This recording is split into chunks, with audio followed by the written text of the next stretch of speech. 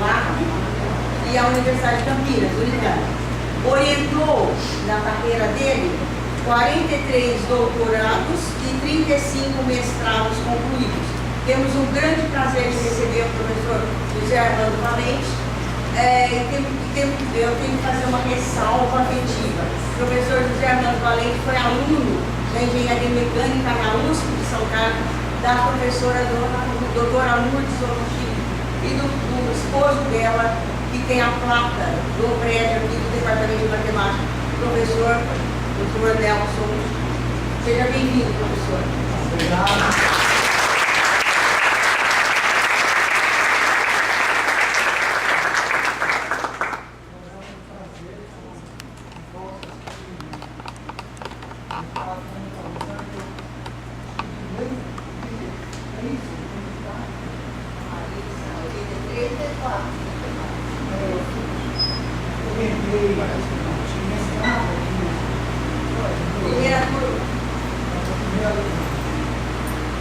Foi muito bom voltar.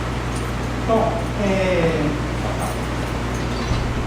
quem já ouviu falar de metodologias ativas?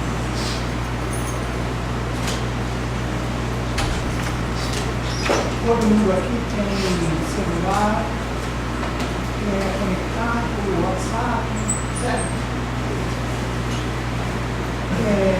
Quem já foi professor sabe usar tecnologia na sala de aula. Bom, a gente vai falar um pouquinho a respeito de metodologias ativas, se fazer uma implantação, como é que a gente faz a implantação desse material. Vocês conseguem enxergar melhor a luz?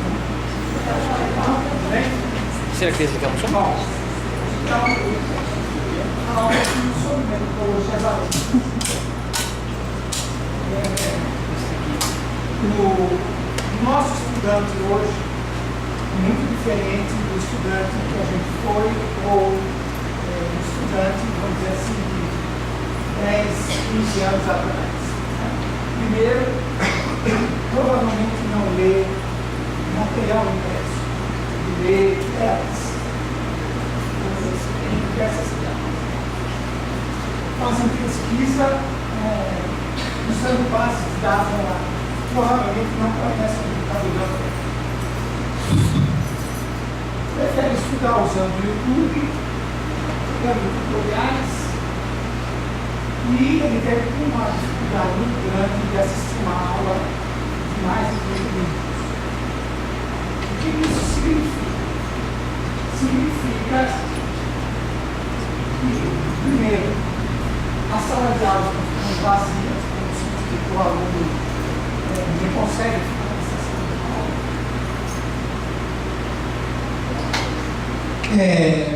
Melhorou, né? Incapacidade de atender economicamente, academicamente os excluídos, não tem condições de ficar fazendo mais prédios, né? Provavelmente vai ser muito difícil essa ideia de você ter mais universidades, né, campos como a gente tem. Portanto, esse modelo de universidade que a gente construir, ele vai ter que ser repensado no sentido de a gente mudar a maneira como a gente faz o ensino e a aprendizagem. Bom, as soluções que a gente encontrou, nos Estados Unidos tem muito dessa ideia do MOOCs, do edX, etc., que era uma possibilidade muito grande para resolver esses problemas, e no fim não foi muito bem assim. Hoje, por exemplo, né, nessas universidades americanas, quando a gente fala do MOOCs, é quase como uma piada de mau gosto. Aqui no Brasil, a gente tem diversos puxadinhos. A Unicamp fez um programa, tem Profis, tem ProUni, etc., que tentaram resolver esse problema, mas, como eu disse, nós estamos fazendo puxadinhos e não resolvendo os problemas de uma maneira mais global. Bom, essas soluções, né, como eu falei, não resolvem o problema da sala de aula vazia, dessa educação com mais qualidade, e a gente tem no Brasil 75% de pessoas que têm muito problema em você considerar plenamente alfabetizados. Ou seja, tem um mercado educacional assim, fantástico para se explorar. Portanto, essa mudança tem que ser muito mais profunda do que simplesmente criar alguns programas, que inclusive não são programas de governo, elas não são programas institucionalizados, vamos dizer assim, são programas de governo, muda o programa e assim por diante. Bom, a universidade terá que se reinventar no sentido de repensar essa abordagem pedagógica, esse conceito de sala de aula e a infraestrutura física e tecnológica, adotando o que eu estou chamando aí de métodos inovadores de ensino e de aprendizagem. E hoje, cada vez mais, está ficando claro que esses processos, antigamente a gente falava ensino, tracinho, aprendizagem, e hoje a gente tem clareza que eles são processos completamente diferentes, e a gente já escreve processos de ensino e de aprendizagem. Por quê? Porque não é mais, está mais claro que você ensinando as pessoas estão aprendendo. Bom, esse foi um projeto que a gente fez sobre aprendizagem baseada na investigação. Esse livro pode ser baixado gratuitamente. E aí tem outro livro que fala sobre ensino híbrido. Também está disponível, eu não sei se dá para baixar isso, mas é um livro bastante interessante que coloca essas ideias na metodologia ativa. Bom, o que é metodologia ativa? Significa que o aluno agora tem que ser um aluno ativo e autor da sua aprendizagem. O que mais? A sala de aula passa a ser um ateliê, um espaço de resolução de problemas, um suporte de ensino online. Então aí o que a gente está fazendo, o sentido do híbrido, é a combinação de atividades online e atividades presenciais de sala de aula, só que a sala de aula não é mais essa sala de aula que a gente está acostumado, mas uma sala de aula mais do tipo de ateliê para resolução de problemas, autoria do aluno e assim por diante. E isso significa uma mudança que é muito semelhante a praticamente todas as mudanças que a gente está tendo na nossa sociedade. O que significa isso? Significa que, na minha concepção, isso talvez não é um modismo que está aparecendo e desaparece, como não é um modismo, por exemplo, o que aconteceu com o sistema bancário. O que aconteceu com o sistema bancário? Há 30 anos atrás, 40 anos atrás, o banco, você era registrado, você tinha a tua ficha do banco, numa determinada agência, e você era conectado àquela agência. Se eu atravessasse a rua e fosse numa agência, numa outra agência, do mesmo banco, eu era irreconhecido. Porque eu não tinha minha ficha lá, ninguém sabia, etc. Porém, no meu banco, se eu encontrasse com a caixa na rua, ela falava, teu pai depositou dinheiro, chegou, isso aqui, a conta está negativa. Isso conhecia tanto a gente, que às vezes nem precisava daquela ficha que a gente tinha lá. Acontece que essa evolução tecnológica fez com que o banco deixasse de ser assim, e para que deixasse de ser assim, inventaram uma nova moeda, que é o cartão de crédito, que hoje eu vou em qualquer agência, do mesmo banco, em qualquer lugar do mundo, eu sou reconhecido, eles me atendem e assim por diante.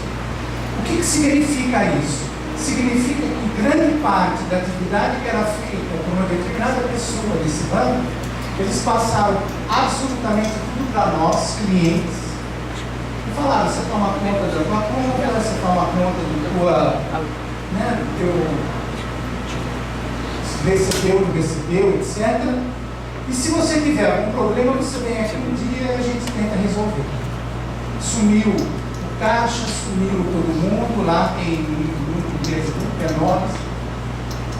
A mesma coisa aconteceu com o sistema, por exemplo, de restaurantes self-service. Antigamente você sentava lá, né, e alguém servia, o MEC resolveu colocar só carboidrato, né, porque o prato filé com arroz, farofa e batata frita. Só tem carboidrato. Mas você não entende nada, né? O chefe falou lá, o médico falou, então você come carboidrato. O que eles fizeram? Olha, toma conta do teu processo, né? O que você quer comer, a gente vai fazer uma variedade enorme aqui de possibilidades. Se você souber de carboidrato, proteína, etc., você faz o seu prato, acabou. Ou seja, passaram tudo para nós.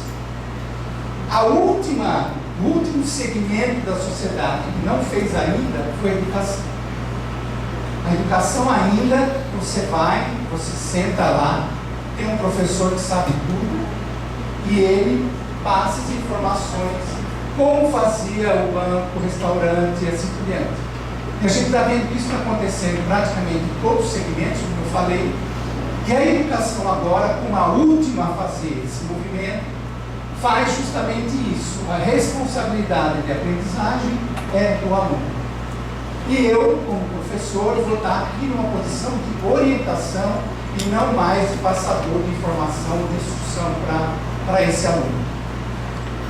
Ou seja, essa mudança, como eu falei, não é uma mudança, é uma mudança que está vindo em conexão, vamos dizer assim, com as outras coisas que já aconteceram na nossa sociedade, e por isso que eu acho que não é uma coisa que veio como moda e fica, desaparece assim por diante.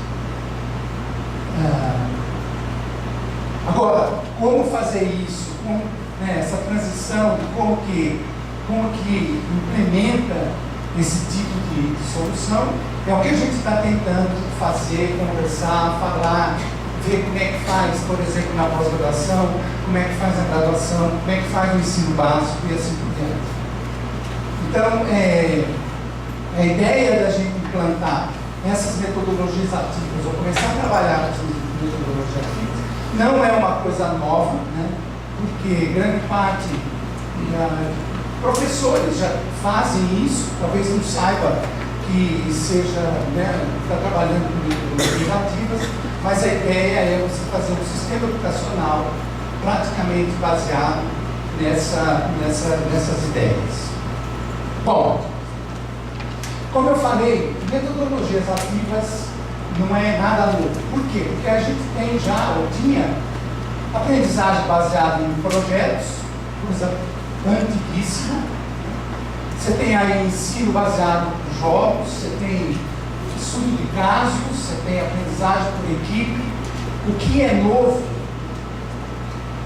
é essa ideia do peer instruction, que foi uma proposta feita por um grupo de Harvard, aprendizagem por pares, e a ideia do ensino híbrido, que anteriormente, né, como nós não tínhamos a parte de tecnologia, a implantação, por exemplo, de aprendizagem baseada por projetos era feita com lápis e papel. E hoje a gente incorpora nessas metodologias ativas aqui que a gente conhecia, a tecnologia e a ideia do ensino auxiliado por tecnologia e mídias digitais. Bom, o ensino híbrido, esse grupo aí do Stinson, Clayson e Klitzen, fez uma sistematização desse modelo do ensino híbrido e ele coloca o primeiro, que chama rotação.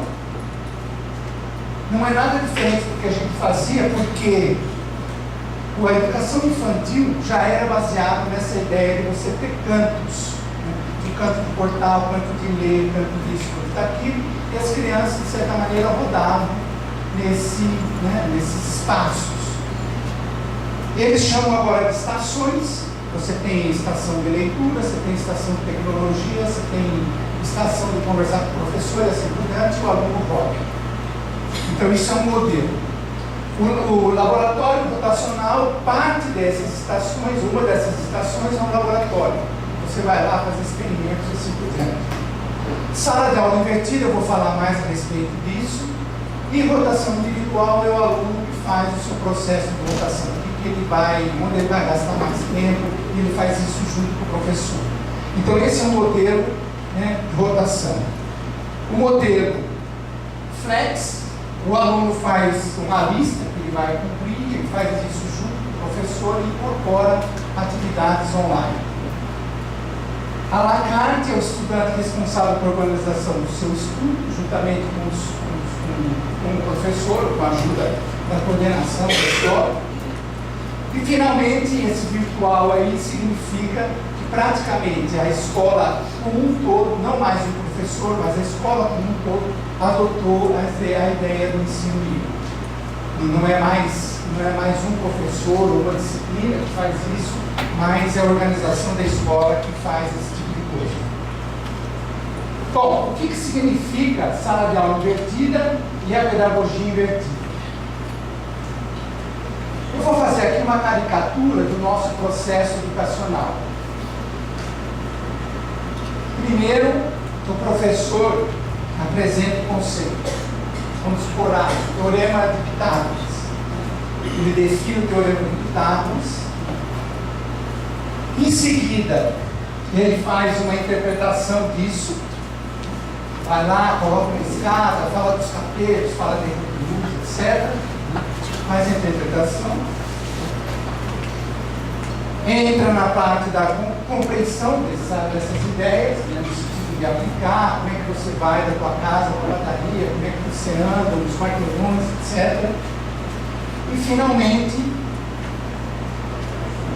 é colocado uma série de ações, atividades que o aluno tem que fazer para fixar esse conceito que foi delineado como aparece aí. O interessante é que praticamente todas as disciplinas que a gente faz, a maior parte das disciplinas que a gente faz, segue esse modelo. Foi falado do meu curso de engenharia mecânica. Era assim, eu fiz 5 matemáticas, inclusive a última, estava falando com a professora do Chique, que foi feita com o marido dela, cálculo 5, convoluções, etc., para entregar o Kiko como professor. Aí começou ciência dos materiais, etc., etc., etc., e no fim me mandaram fazer estágio. Me mandaram fazer o TCC. Certo? Então, ações, né? Um monte de ações para você fixar isso aí. Um dos únicos modelos, né, de educação que a gente tem hoje que mudou um pouco isso foi medicina.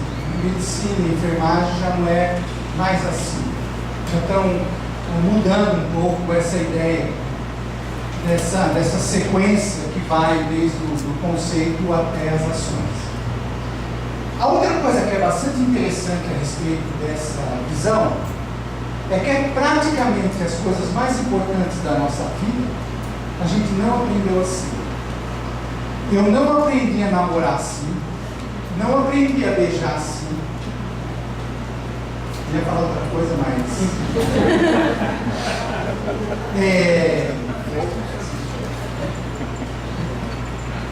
a primeira filha que nasce, né, você procura o manual, não tem manual. Né, você pega o telefone, alguém te ajuda e você vai montando isso. Né. E o que é interessante é que essas coisas, na verdade, elas são baseadas na ação. Na teoria, a teorização, a reflexão, etc., ela vem no processo de você agir. Eu conto nessas palestras uma história, eu gosto muito de cozinhar. Então eu aprendi a cozinhar com a minha mãe, né, cozinheira e tal. Só que quando a gente pede uma receita para ela, vem assim, tempere a gosto. E aí você fala, cara, eu não sei nem o nome dos condimentos, né? Vai temperar a gosto. O que põe nesse negócio? Ou uma receita que ela me mandou, por exemplo, de manjar de coco. Manjar ou pudim de coco? Como é que vocês falam? Manjar. E vem assim: você coloca 1 litro de leite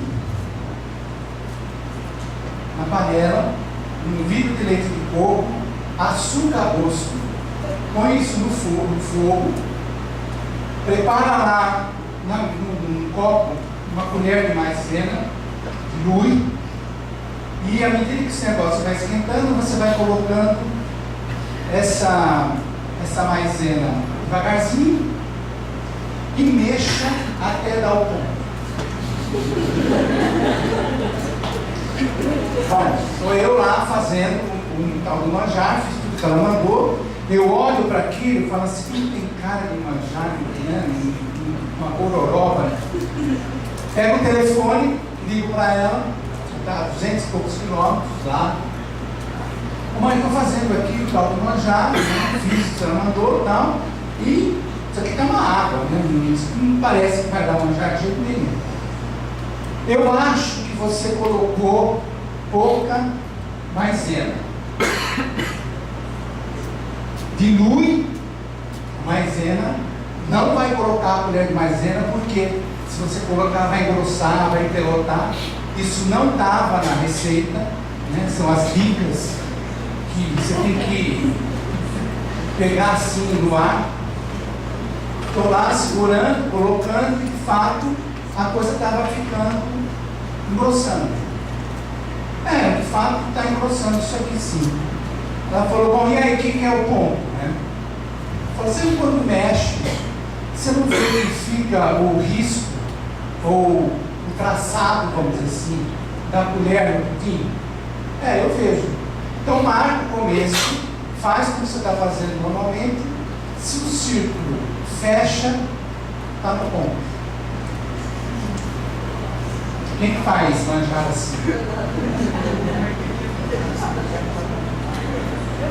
O interessante é que esse negócio do círculo, de fechar aí, de ficar o traço, eu peguei uma receita, por exemplo, de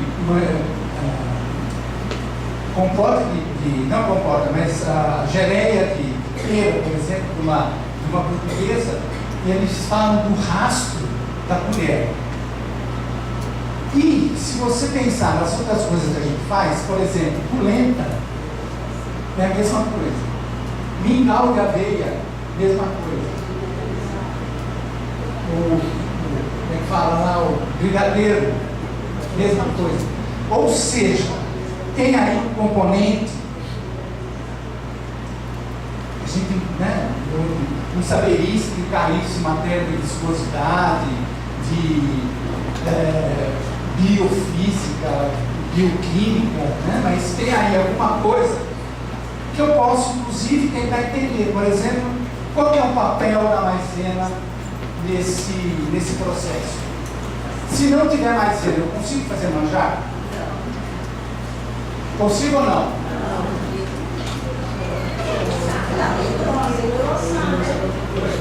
Por exemplo, farinha. Outra coisa que engrossa, gelatina vai fazer outra coisa diferente.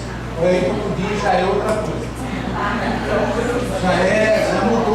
Já mudou a textura da coisa. O que mais?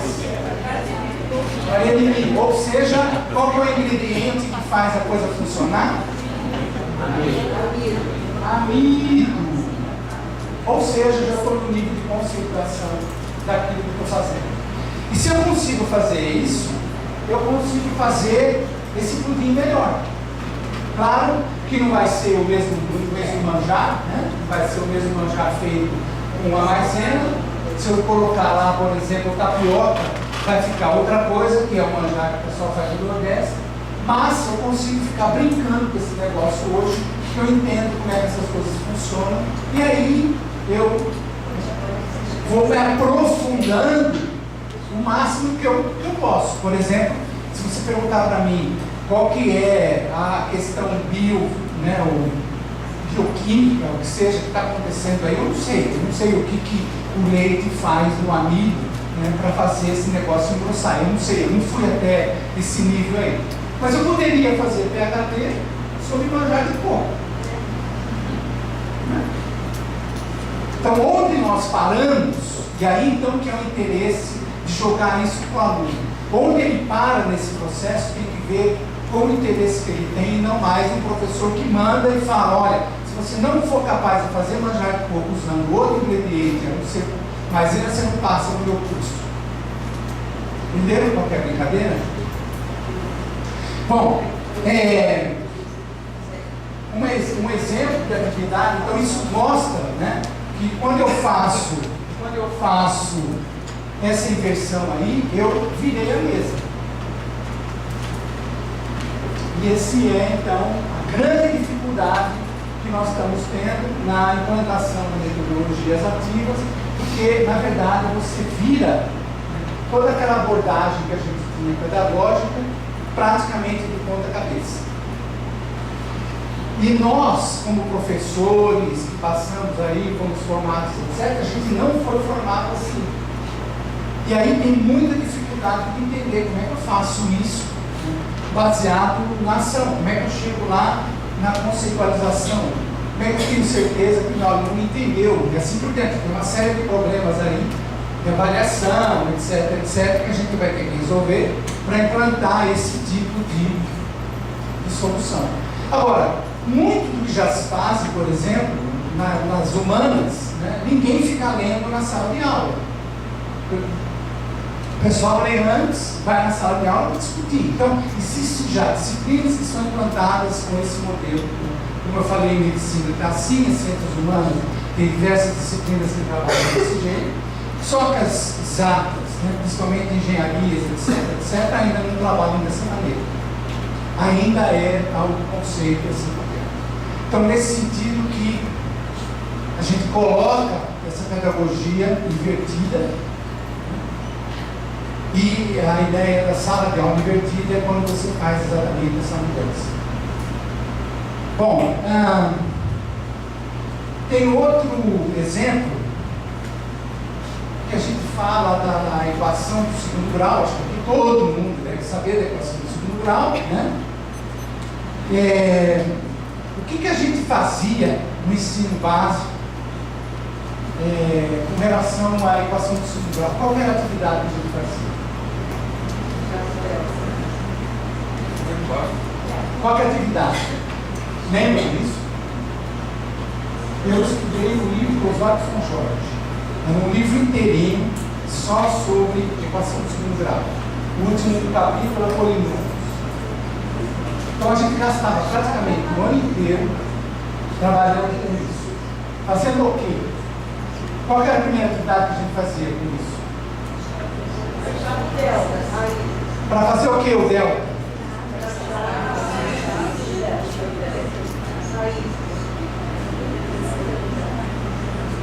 O gráfico a gente fazia uma vez só, que dava um trabalho enorme. Certo?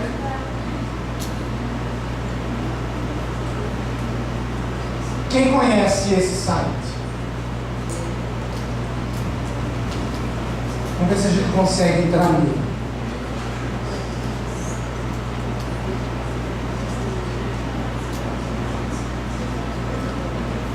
Acho que não está ligado. Deixa eu sair daqui.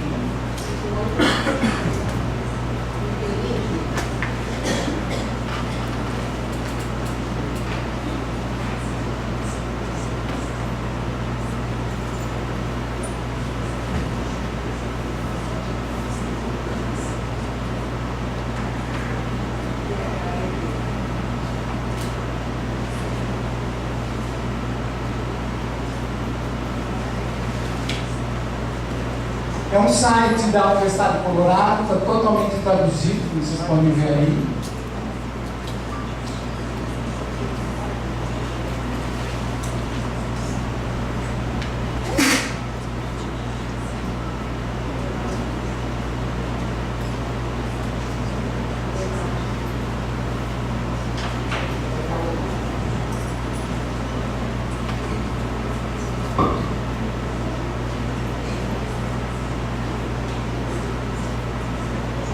Em matemática,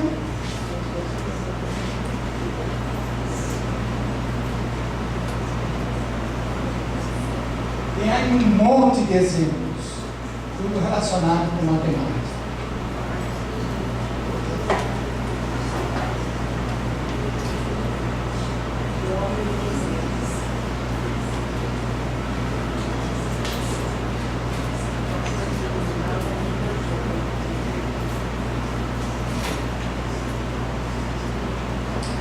Vou achar.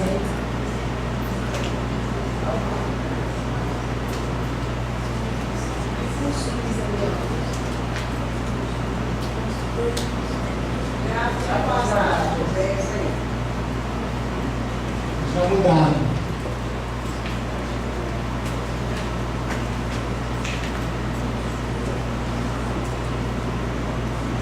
Será que tem software que não tem?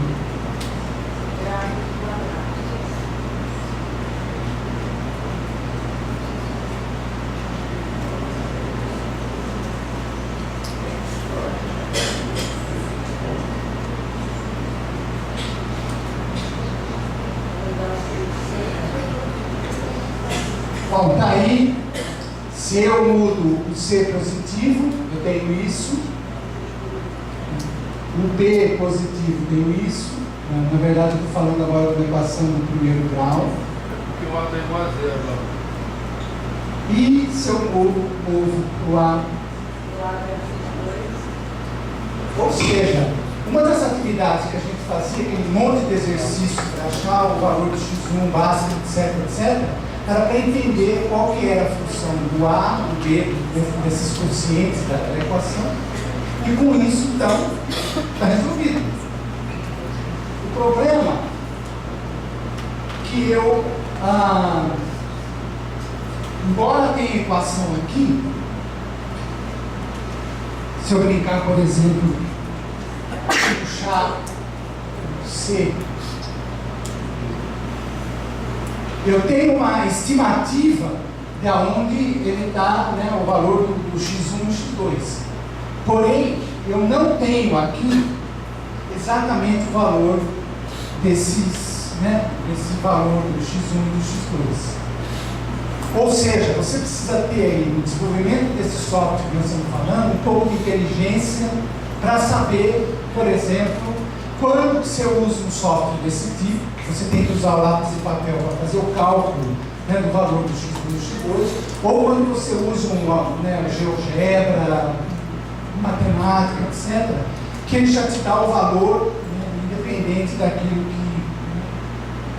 que está sendo trabalhado ou estudado, vamos dizer assim. Ou seja, a atividade aqui começa primeiro entendendo qual que é a escala, como que, né, o que os valores desses argumentos aí fazem em matéria da cara, vamos dizer assim, do gráfico, e assim por diante. Ou seja, nós vamos fazendo uma série de atividades e finalmente entra então lá o Bhaskara para você calcular e saber como é que calcula os valores do x1 e x2. Ou seja, uma grande dificuldade que a gente tem, eu vou falar um pouco mais a respeito disso, é justamente a passagem desse currículo que foi desenvolvido totalmente para lápis e papel para um currículo digital. Por quê? Porque a gente não quer substituir o digital totalmente o lápis e papel e vice-versa. Então você tem que saber, quando faz o software, quando usa o software, o que você quer daquele software e como que você combina atividade digital com atividade de lápis e papel. Certo? Tem um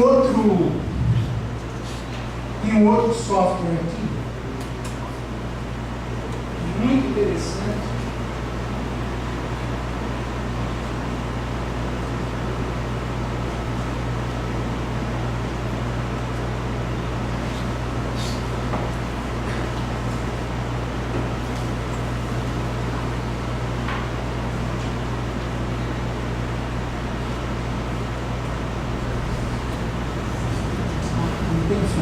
Vamos, deixa.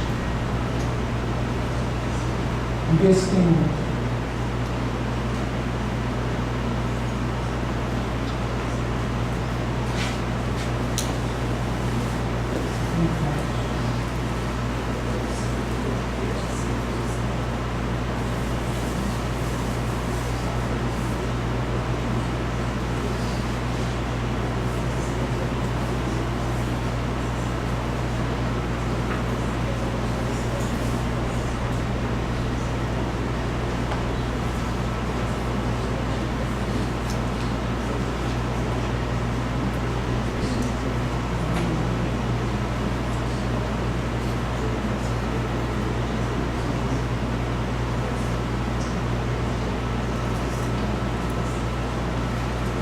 Não está demorando mais.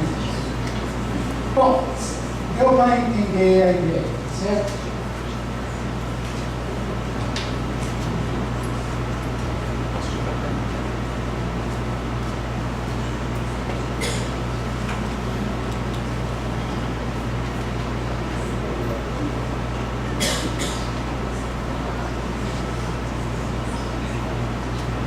Bom, o que isso significa? Significa que eu posso explorar praticamente todas as áreas do conhecimento usando esse tipo de tecnologia e fazer essa passagem, né, que eu estou chamando aí do lápis e papel para o currículo da área digital. Então isso aí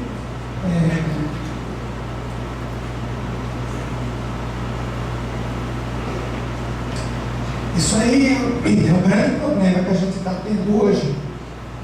Porque justamente essa passagem a gente não vai fazer sozinho. Não é um professor que vai fazer isso. Aí a universidade tem um papel enorme nesse processo de fazer essa passagem.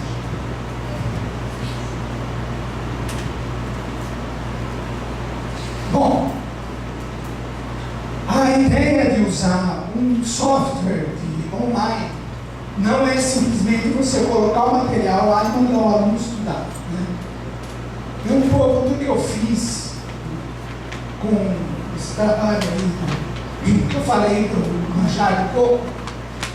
Por quê? Porque eu estou querendo quebrar as fronteiras do que é presencial do que é online, nesse momento. E foi o que eu fiz com a minha mãe. Eu estava lá fazendo, eu tive um problema, eu pedi ajuda, ele entendeu que eu estava, a dificuldade que eu tinha, me ajudou com soluções e eu poderia ter uma rede de pessoas que me ajudam. E é isso que os jovens fazem hoje, quando entram no YouTube, assim por diante, para buscar informações e aprender no online. Ou seja, eu não estou falando de simplesmente colocar um portal lá, um monte de material e mandar o aluno estudar. Tem que fazer basicamente essa ideia de ajudá-lo, de dar suporte, que eu chamo aí do estágio virtual, no sentido de poder ajudá-lo quando ele realmente precisa. Bom, esse estágio virtual, ele combina atividades presenciais à distância, o aprendiz no contexto resolve seu problema, que é o que eu fazia lá na minha cozinha, pedindo ajuda lá para minha mãe. Eu estou falando em construção de conhecimento, no sentido de entender, procurar entender realmente, conceitualizar aquilo que acontece, e a tecnologia fazendo essa ideia do estágio virtual. Bom, questões práticas de implantação dessas ideias. A primeira coisa é a questão da infraestrutura tecnológica. Você tem aí que implantar a ideia de nuvem. Isso aí é uma abordagem que eu peguei na Universidade de Atabaca, onde você combina, por exemplo, o Moodle com outras tecnologias, de modo que isso fica tudo integrado, a matéria do aluno, etc, etc, etc.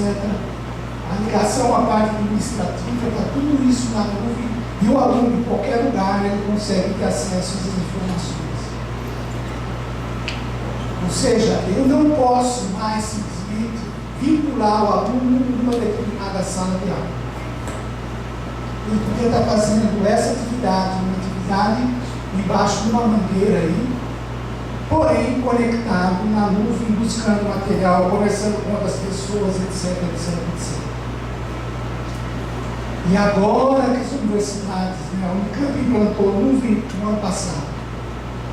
Por quê? Porque antigamente o aluno que estava vinculado no Instituto de Artes tinha que ficar em volta do Instituto de Artes para usar o Wi-Fi do Instituto de Artes. Se ele fosse no restaurante, ele não conseguia mais usar o Wi-Fi. Não não é mais assim. Bom, a sala de aula passa a ser um ateliê. Isso aqui foi feito no MIT.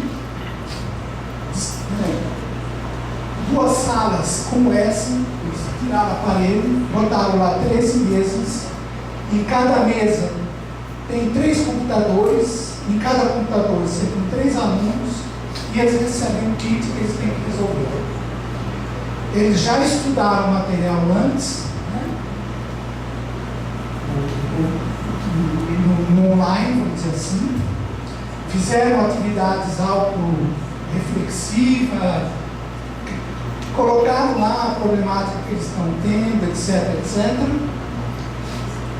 Esse professor deu uma olhada para entender o que estava acontecendo e na sala de aula, então, eles vão trabalhar e resolver os problemas que eles encontraram. Isso foi feito porque a disciplina de física tinha uma alta evasão, coisa assim, como 30%. E os pais dos alunos foram para o presidente do MIT e disseram o seguinte: vocês se consideram a melhor universidade dos Estados Unidos, certo? Certo, claro. Vocês têm aqui os melhores estudantes dos Estados Unidos, certo? Certo. Como vocês não conseguem ensinar física para esses alunos? Por que tem aluno que repete? E repetir significa $90 mil por ano. Tuition, etc, etc. Foi aí então que foi implantado em 2003 esse modelo e praticamente a evasão sumiu, repetência sumiu. Só repete aqui quem realmente teve algum problema, né, doença, saiu, etc. Por quê? Porque basicamente fica tudo registrado e esses professores estão acompanhando exatamente o que está acontecendo com esses alunos. Isso, o modelo que está por trás disso, não é essa ideia do, vamos dizer assim, engajamento, uma coisa que a gente está falando muito, do engajamento. Na verdade, o que eles estão tentando fazer é do acolhimento desse aluno, no sentido de entendê-lo, né? Qual que é o teu problema, o que você precisa, o que está acontecendo, por quê, e montando uma estrutura para ajudá-lo, de modo que ele saia do curso em 4 anos. Eu não sei, se vocês sabem, se já fizeram esse cálculo. Em geral, as universidades brasileiras têm como nível de aproveitamento no período, ou seja, se você entrou aqui para fazer matemática em 4 anos, você deveria se formar em 4 anos. E aí então a gente faz a conta. Qual é a porcentagem de aluno que realmente termina no período? Sabe? 15%. 15%, falou o professor Marcelo. Eu já fui na universidade que eu fiz essa pergunta e eles falam menos de 10%. Federal. Uma empresa estaria falida.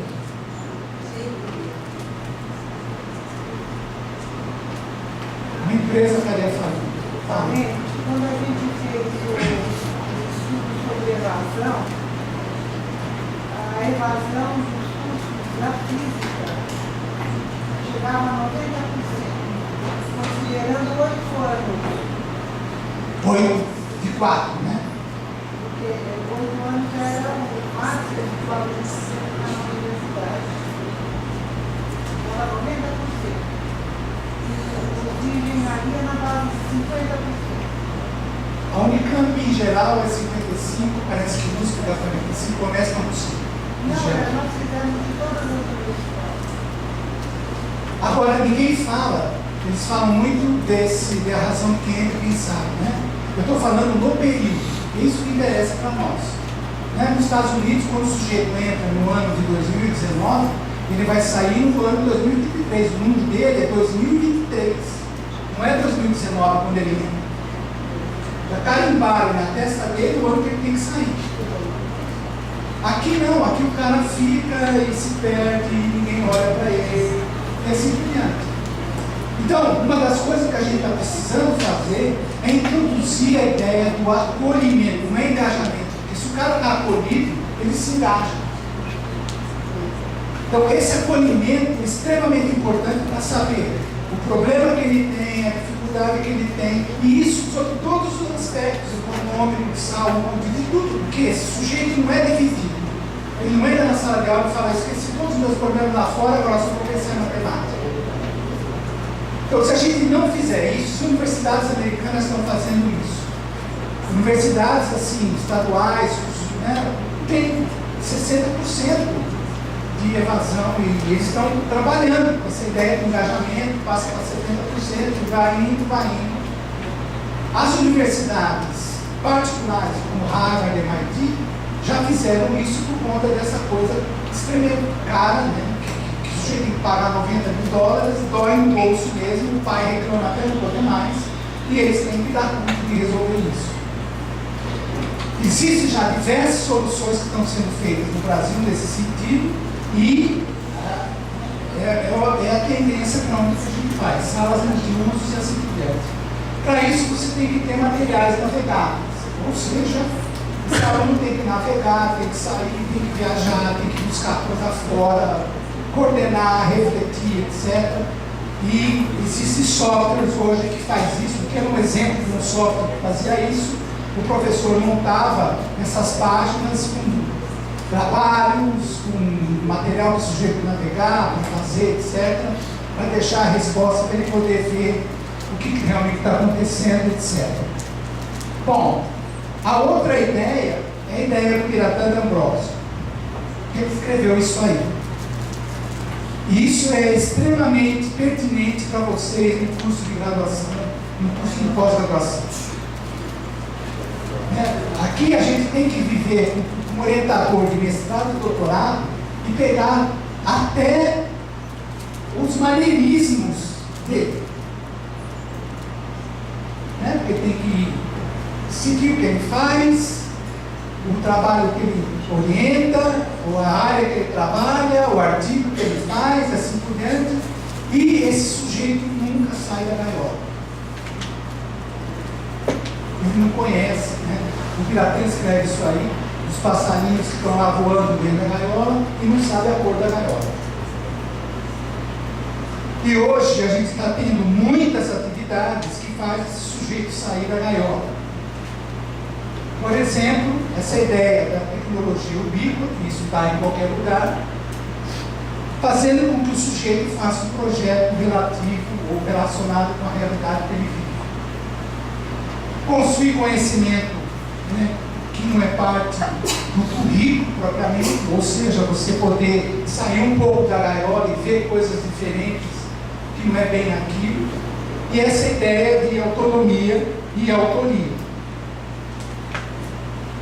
Ou seja, você passa a entender, experienciar, brincar, etc., com outros contextos diferentes desse, que é o contexto, vamos dizer assim, formal, que está ligado a um determinado programa, um determinado professor, assim por diante. Ou seja, esse sujeito tem que saber navegar e não só ficar restrito à ideia da sala de aula. Isso significa que hoje, com as tecnologias que a gente tem, eu consigo explorar esses espaços, esses contextos, né? Formais, como as escolas, por exemplo, os não formais, como museus, mostras, etc., e os contextos informais, que, por exemplo, quando você vai num café e você vê lá que tem Wi-Fi, esse café está te dando uma mensagem dizendo: esse ambiente pode ser um ambiente de aprendizagem. Inclusive estão fazendo isso. Você vai lá no Starbucks, tem uma mesa enorme, tem sofá para você sentar. Claro que ele está fazendo tudo isso para você ficar consumindo café. E se você for esperto, você senta lá e aprende. pode fazer reunião, pode fazer qualquer coisa. Ou seja, esses ambientes hoje eles estão ficando um ambiente de aprendizagem e não é obrigatório ficar, por exemplo, vinculado à sala de aula. Com isso, nós estamos introduzindo uma possibilidade do aluno, aprendendo nesses diferentes contextos, passar a escrever ou desenvolver o que a gente chama de narrativas digitais. Ou seja, não é obrigado mais a escrever, por exemplo, um paper, lápis e papel, como a gente fez e como a gente fazia. Hoje eu consigo fazer, usando essas tecnologias, representar esse conhecimento que eu adquiri por intermédio das narrativas digitais. Eu tirei fotografia, eu entrevistei, eu fiz um vídeo, e aí então eu conto uma história de como é que essas coisas foram feitas. E nesse processo eu mostro que conhecimento que eu tenho de tecnologia, que conhecimento que eu tenho de conteúdo, que conhecimento que eu tenho das mídias, da estética e assim por diante. Eu não sei se vou conseguir rodar, mas tem um exemplo aqui.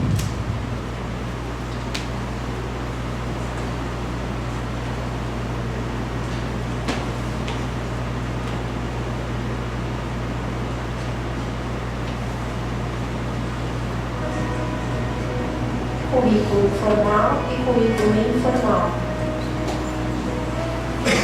A escola que eu cresci era um lugar organizado, estruturado, tranquilo e homogêneo. Lá eu aprendi que minha professora era dona de todo o conhecimento existente no universo, que ali eu aprenderia tudo que eu precisava para ter sucesso na vida. Quanto mais tempo passava, mais eu me esforçava para corresponder às exigências e expectativas que a escola tinha de mim, mas nem sempre eu conseguia. Lá a matemática era mais importante que artes, estudos sociais, matérias que eu gostava muito, e por isso muitas vezes eu pensei que as coisas que eu gostava não eram muito importantes.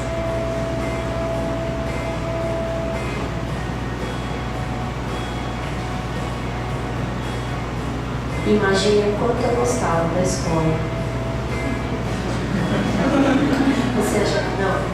Se enganou porque eu me tornei professora.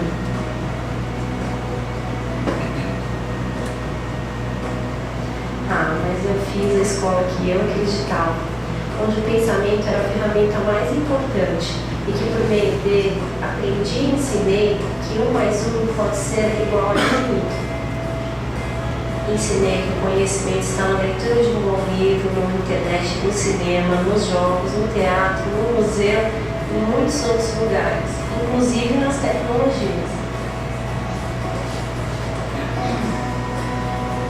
O dia que fui investigar como as outras pessoas escolhiam o que iriam aprender fora da escola. Escolhi a livraria Futuro da Avenida Paulista como contexto. Lá conheci pessoas muito interessantes, mas sobretudo interessadas em aprender.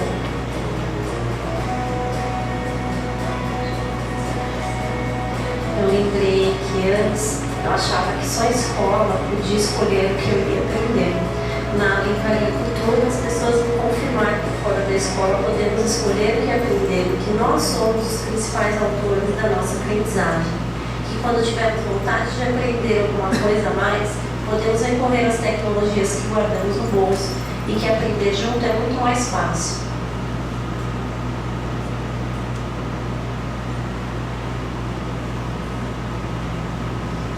Eu descobri que o currículo na educação informal está dentro de cada um, nos sonhos, nas expectativas, na construção pessoal, nos seus contextos.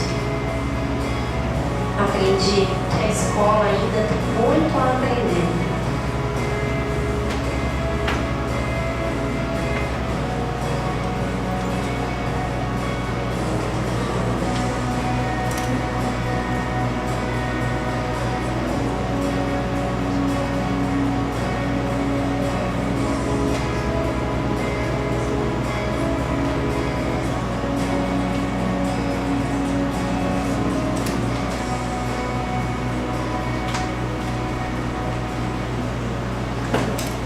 Bom, isso foi feito por uma aluna da pós-graduação lá do currículo da PUC,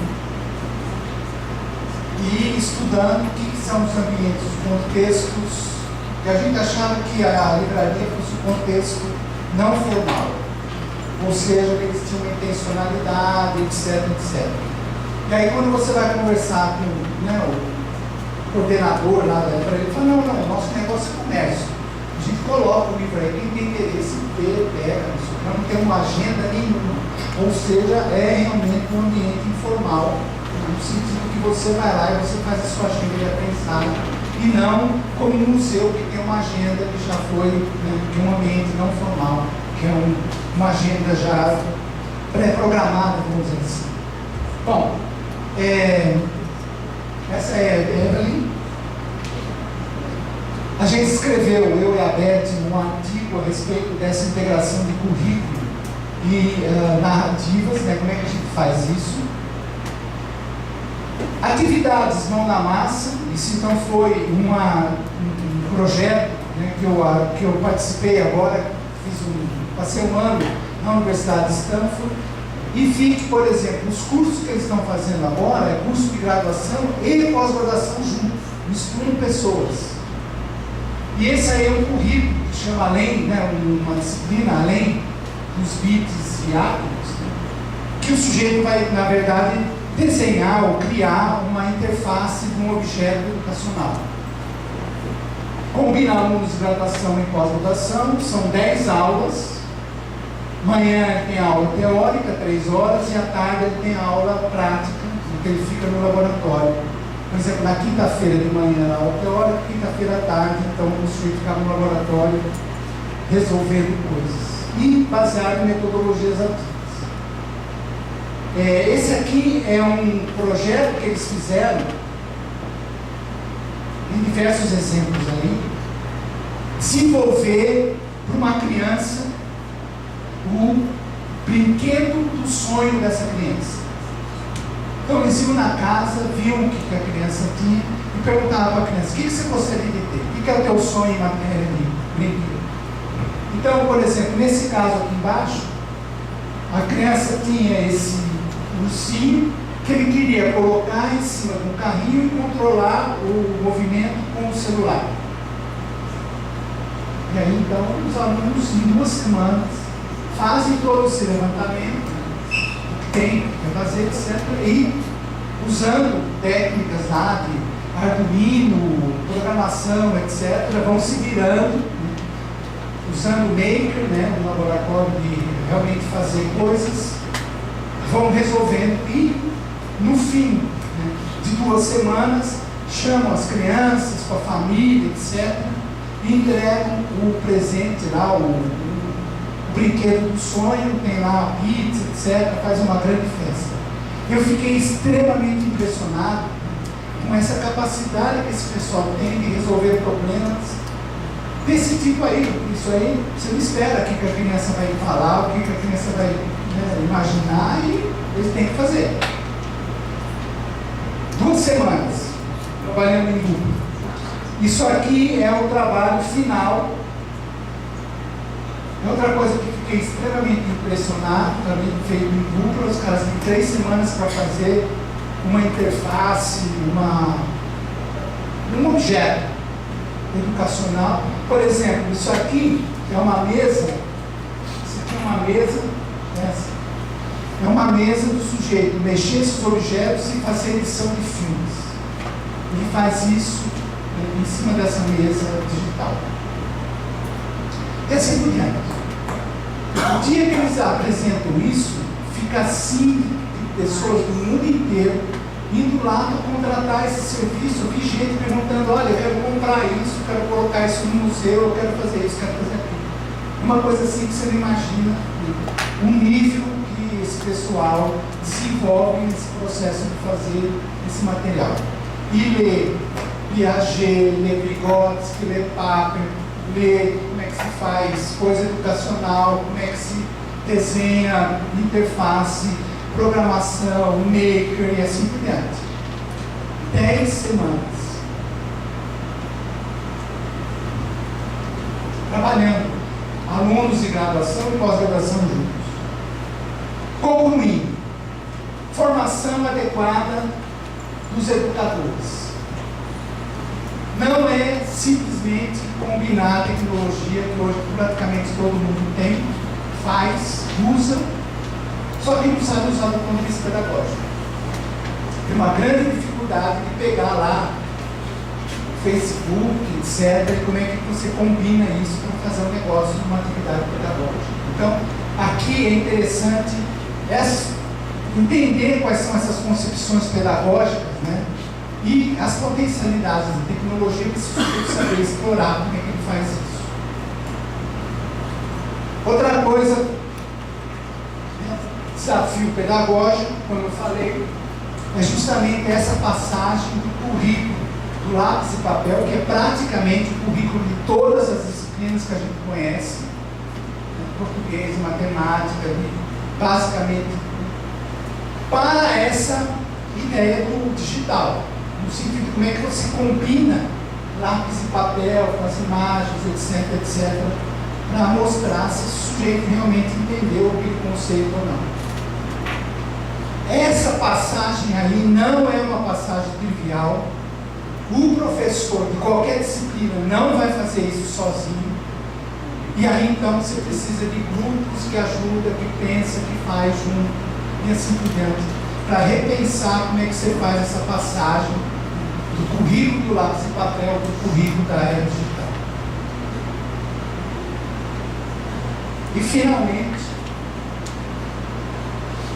você tem aí um grande problema, principalmente na graduação, onde você tem basicamente o aluno fazendo 10 disciplinas, ele não tem absolutamente nenhum buraco nessa grade, e aí você vem e fala assim, olha, você vai para casa e você vai fazer sala de aula invertida.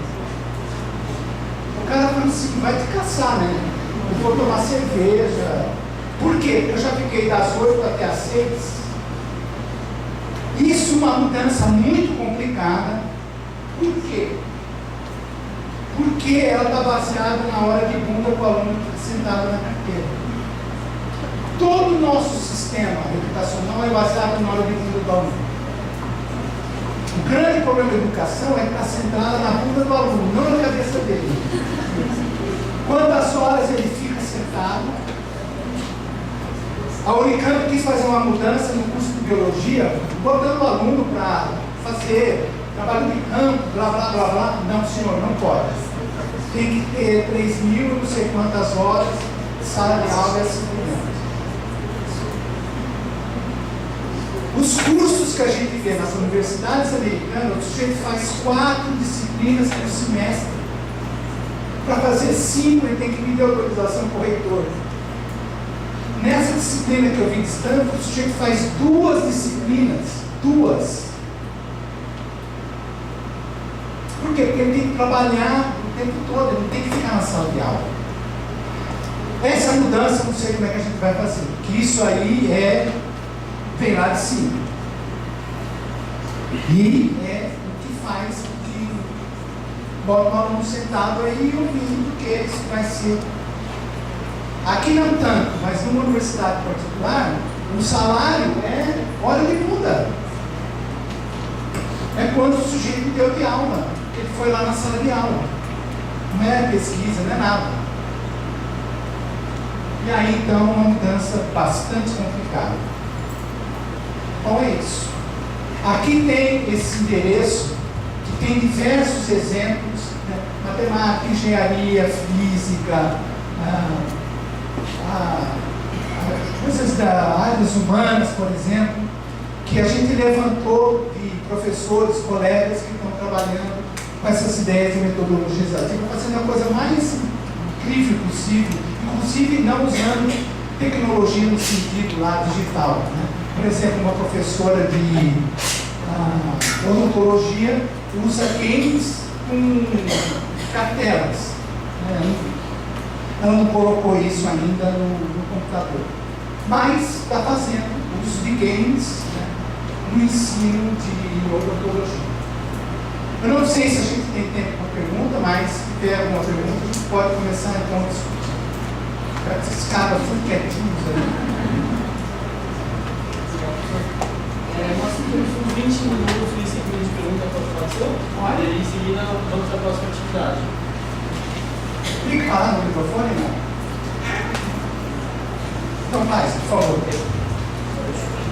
Pessoal, obrigado por sua palestra. Muito interessante e faz-nos pensar em muitos pontos. Deixa eu fazer uma pergunta que eu tenho pensado nisso ultimamente. Quando a gente lembra do Prius, da Toyota, que era o carro híbrido, né, tinha um motor a combustão e tinha baterias. E isso não é o primeiro caso que acontece na tecnologia internacional, na história mais moderna do homem. Todos os modelos híbridos acabaram sendo abandonados.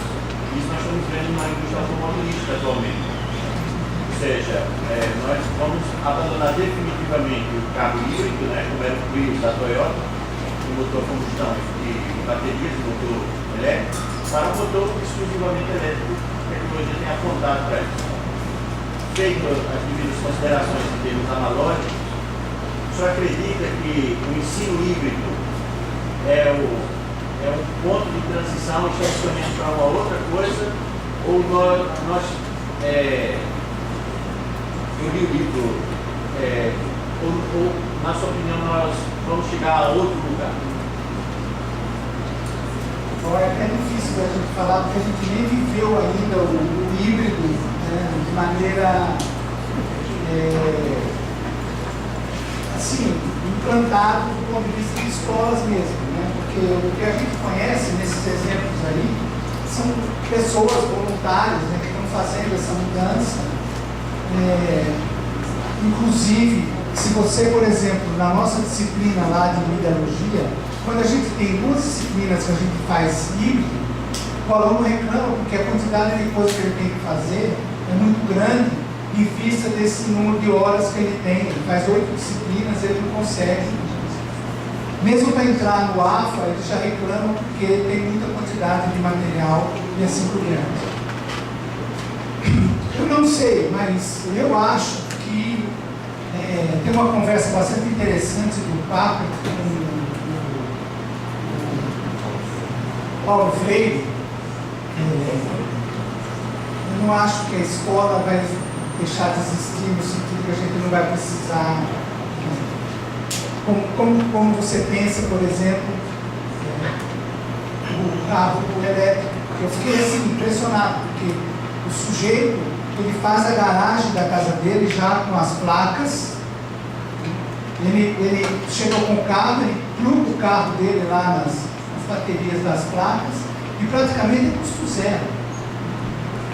Então é uma coisa assim, do ponto de vista econômico, uma coisa inusitada, que você tem um carro que não te dá manutenção, porque não tem absolutamente nada móvel, a única coisa móvel é o sistema de suspensão, porque o motor elétrico praticamente, né, as partes, vamos dizer assim, do carro que a gente tem hoje é reduzida drasticamente, então praticamente é manutenção zero, e você não consome energia, porque a energia, né, se carrega praticamente usando o sistema solar. Agora, se pensar que a escola vai ser totalmente digital, vai ser totalmente online, eu não vou precisar mais do posto de gasolina, vamos dizer assim, que é o que a gente entende da escola hoje, eu acho bastante complicado. Por quê? Porque a gente não tem ainda uma estrutura, né, que você entende quem é esse aluno, o que ele precisa. Mesmo os sistemas hoje de inteligência artificial não conseguem dar conta de fazer esse engajamento como o ser humano faz. Então essa ideia de personalização, etc., que a gente está vendo aí, né, sendo colocado como, né, provavelmente o futuro, ele ainda depende muito de pessoas que consigam fazer essa leitura desse sujeito, no sentido de quem ele é, do que ele precisa, etc., para poder ajudar. Então, agora, é um papel completamente diferente do que o professor fez até hoje. É outro nível, né, de interação, que eu chamo aí do acolhimento, né, desse aluno. E tem universidades hoje nos Estados Unidos trabalhando em cima disso, entendendo como é que faz isso do ponto de vista da universidade como um todo.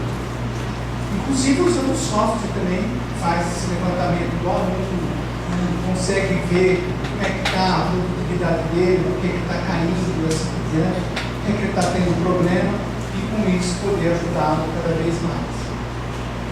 Então, assim, a gente não conseguiu nem fazer o híbrido ainda. Essa ideia do híbrido personalizado, etc., feito com tecnologia, eu acho que está muito longe. Agora, é assustador, nós estamos estudando isso esse semestre, é assustador de ver como que a tecnologia, principalmente a inteligência artificial, está querendo entrar na área, por exemplo, educacional. Na China estão fazendo softwares que você coloca aqui, que fica lendo o rosto de vocês e tentar entender se vocês estão engajados, se estão entendendo, se a frase está prestando atenção, se está dormindo, e assim por diante. Eu uso esse software, né?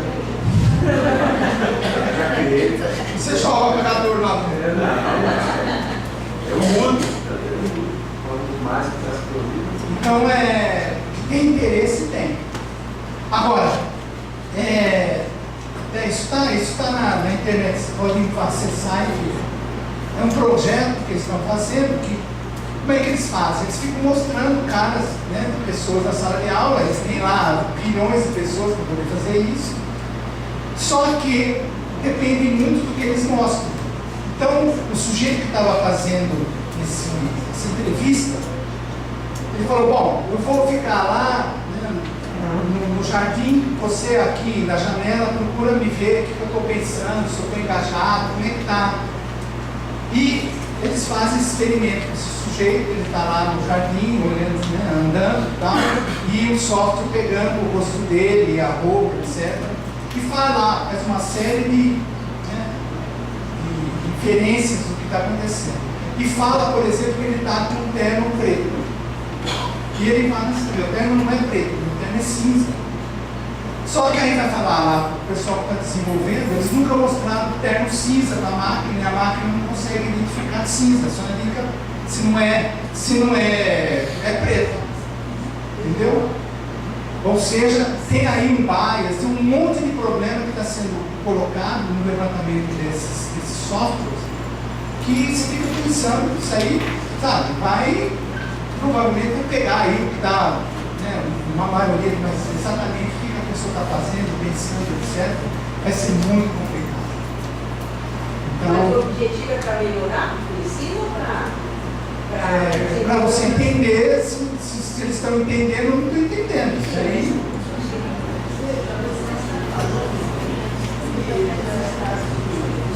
Eu, dos meus 13 netos, tenho 9 lá, fazendo doutorado, pós-doutorado em Harvard, que a menina se formou agora em MIT. Então nós temos boas experiências. Mas se tudo isso fosse tão bom, por que tem tanto americano ruim?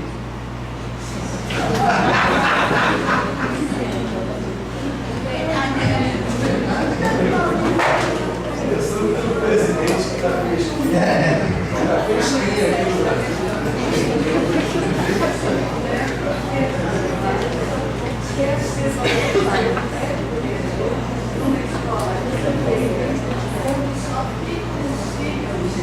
Os homens brigam nas praças públicas, as crianças têm vários de avião, tem casa, motorista o tempo todo, difícil. E ele dá aula para a classe das crianças mais dificultosas para trabalhar. E já tem baile para fazer aquelas crianças aprenderem dentro dessas coisas boas que tem. Porque cada criança, cada aluno tem uma cabeça. E as coisas que a gente faz para as cabeças, isso funciona todas. Esse é o problema da inteligência artificial. Tem muito problema porque cada aluno está tudo. A gente está fazendo coisas que gostam das coisas. Eu, por exemplo, trabalho com resolução de problemas, só enxergo isso. O meu filho, que é físico, sou filho de Zé Nelson. O que o Zé Nelson fez há 20 e tantos anos na Universidade de Califórnia, aí foi para isso, para criar o grupo da física, da também agora, na semana retrasada, pegou ele como membro da Sociedade Americana de Física, que é uma coisa física. Então, a gente tem vivência para coisas positivas. Então, quando ele vai dar uma aula no meio do ano de física, os bons professores começam. Começando aquele soldado perto do primeiro ano, o que ele era? Ele era um problema. No serviço, os alunos já leram uma vida já vem com a vida inteira. Então, começa com um problema. O que vocês acham que a gente tem que fazer? Cadê essas coisas científicas, elas científicas, como é que tem de maneira de organização? 150, 200 alunos, às vezes, numa sala, e envolvendo todo mundo. Eu uma vez fui assistir a aula dele lá, e uma menina do meu lado desenhando. Passou a aula inteirinha, meu filho fazendo desenho, segura a boca da e tinha que entregar no trabalho. E um dia ela bateu no celular dela, no computador, e mandou o trabalho. Aí ela olhou para o meu filho. Igual a empresa está fazendo. Tem isso. Estamos alunos lá. Em compensação, havia alunos fantásticos, dando uma ideia, para cada ideia, para outros anos, o que fazemos, e trabalhando essa resolução dos problemas em busca da solução. E de uma resolução voltada para uma determinação. Foi uma aula imensa, mas se os alunos tivessem estudado, não tivessem, porque não era a máquina. Então, a ideia da sala de aula invertida, o grande problema é justamente fazer o aluno estudar antes. E aí, então, tem todo, por exemplo, conta ponto, tudo que ele faz, fica registrado, esse professor olha para ver qual é o problema. E, por exemplo, uma sala de aula, como o professor está mencionando, que tem aí 100 alunos, por exemplo, esse é a ideia do peer instruction, que foi esse cara da Harvard, o Eric Mazur, que inventou isso, de botar os alunos conversando. Mas nesse caso dessa menina fazendo desenho, ela provavelmente teria que parar, porque o cara do lado, ou você, teria que ficar perguntando coisa para ela, o que você acha, o que não sei o que lá. Ela tem lá um dispositivo que ela bota no celular para marcar o que ela pensa, o que a sala de aula está pensando e assim por diante. Ou seja, mesmo numa sala de aula com 100 alunos, eles conseguem fazer com que o sujeito fica engajado, no caso engajado, para poder entender o que está acontecendo com essa sala de aula. Mas ele já estudou antes, ele já viu o material antes, assim por diante. Agora, ele precisa ter tempo para fazer isso. Não é fazer 8 disciplinas que o cara vai vir para casa e vai estudar mais até, não é assim que a gente faz. Quem mais que estava querendo levantar a mão? Acho que você levanta a mão comigo. Fala. Professor, como o professor disse, no momento da sua fala, que a gente vê essa necessidade de uma mudança no âmbito educacional e que aí a gente vê que há uma área a ser explorada, vamos dizer assim, a partir dessa necessidade de mudança. E aí eu me questiono do seguinte, de que modo que a educação deve se relacionar com essa necessidade da inovação, para que a gente não caia na ideia de pensar que toda necessidade de inovação parte somente de uma necessidade educacional e que não tem uma demanda de mercado envolvida nisso. Entendeu? Porque essa ideia de inovação, a ideia do renovo tecnológico também tem um forte apelo mercadológico nisso, tem uma forte demanda de mercado que impõe também que a escola se adeque às necessidades que o mercado impõe para a sociedade. Eu queria saber de que modo que o professor pensa essa relação da educação e do mercado. Eu acho que a gente não pode jogar fora essa... Não é imposição assim, a gente ficar à mercê do mercado e só fazer o que o mercado demanda. Por outro lado, eu acho que é importante a gente olhar para ver o que está acontecendo em outros segmentos, como eu estou falando aqui com vocês, o que aconteceu já. Para ver, primeiro, se essa mudança é uma mudança simplesmente porque alguém inventou, passa amanhã, muda o governo, etc., ou se é alguma coisa um pouco mais de substância, no sentido que é por aí que do aluno que está caminhando. Hoje você tem uma quantidade de informação disponível fantástica, o sujeito está conectado, ele carrega no bolso essa tecnologia, sabe usar essa tecnologia para fazer uma série de, do ponto de vista social, do ponto de vista mercadológico, etc. Só que ele não sabe fazer isso do ponto de vista pedagógico. Então essa mudança, como faz isso, entendendo que na verdade, o que a gente está querendo no sistema educacional é tirar o proveito desse sujeito que conhece, que anda, que navega, que usa tecnologia, para fazer também uma atividade pedagógica. Agora, isso tudo tem que estar interessado nesse sujeito, não é para todo mundo, então não é essa coisa que a gente vem, propõe a receita. E aí, eu acho que é o que eu estou chamando de engajamento. O que você quer fazer, o que você quer estudar, para que lado que você quer ir, e eu vou te ajudar.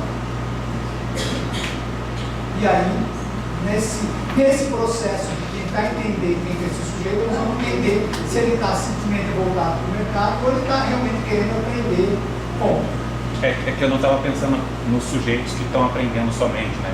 Eu estava pensando também em políticas públicas ou em propostas que também são movidas pelo interesse da inovação, mas a inovação não partindo de interesses pedagógicos, mas partindo de interesses muito mais metodológicos algumas vezes. Você tomar cuidado com essa política e isso aí vai seguir o lobismo mercadológico. Porque aqui tem, a gente não pode negar o mercado. Você vai sair daqui, você vai ter que botar a lei em cima da mesa. Não dá para você falar, não tem nada com o mercado. Não é assim. Agora, não gosto de tudo que é feito no viso ser humano, coisa. Por exemplo, essa ideia de botar máquina para ver o que os caras estão fazendo, para ver se está aprendendo, etc, etc. Isso aí, sabe, você tomar cuidado. O que mais? Bom dia, professor. Primeiramente, é um prazer imenso poder conhecê-lo, né?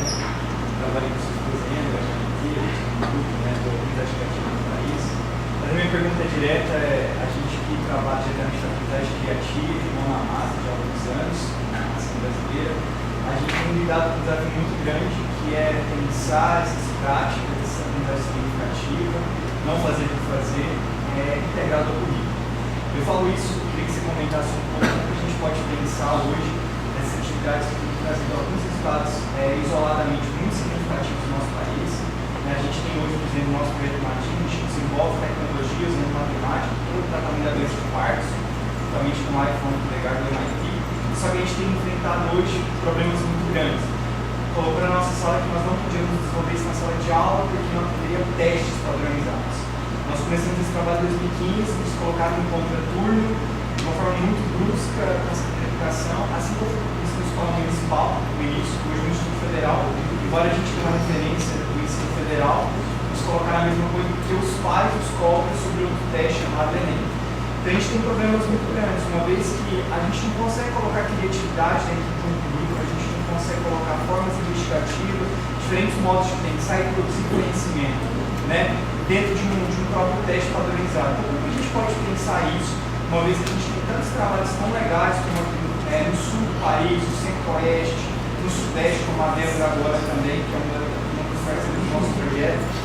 Como a gente pode pensar isso, de não pegar dados isolados, mas integrar para mudar o próprio sistema?